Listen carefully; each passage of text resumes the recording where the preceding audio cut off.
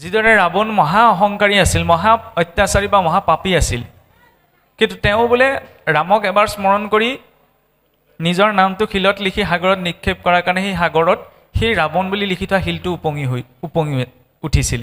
কিয়? তেতিয়া মন্দোদৰীয়ে সোধোতে কৈছিল যে মই শিলটো পেলাওঁতে ৰামকেই স্মৰণ কৰি লৈছিলোঁ, মই আজি ৰামৰ শক্তিৰ উমান পাই গ'লোঁ। তাৰ পৰা কি ক'বলৈ বিচৰা হৈছে, মহাপাপী অধম ব্যক্তিজনেও যদি শুদ্ধ বিশ্বাসেৰে ভগৱন্তৰ নামৰ আশ্ৰয় গ্ৰহণ কৰে, তেতিয়া তেওঁ পথটো তৰি যোৱাৰ সুগম হয়।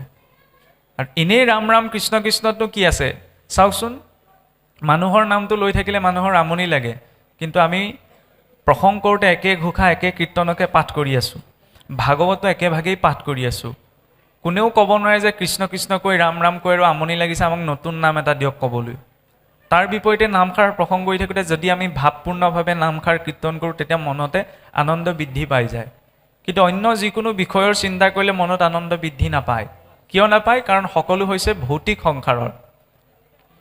ভৌতিকতাজনিত আনন্দসমূহ প্ৰথমতে শুনোতেই গোটেই সকলো বস্তু পোৱা যেন লাগে, কিন্তু ক্ৰমাৎ তাৰ পৰিমাণ কমি কমি গৈ থাকে। কিন্তু আধ্যাত্মিক বস্তু ভগৱন্তৰ নাম যিমানে আমি ভাৱপূৰ্ণভাৱে লওঁ, যিমানে ভাৱপূৰ্ণভাৱে শ্ৰৱণ কৰোঁ, সিমানে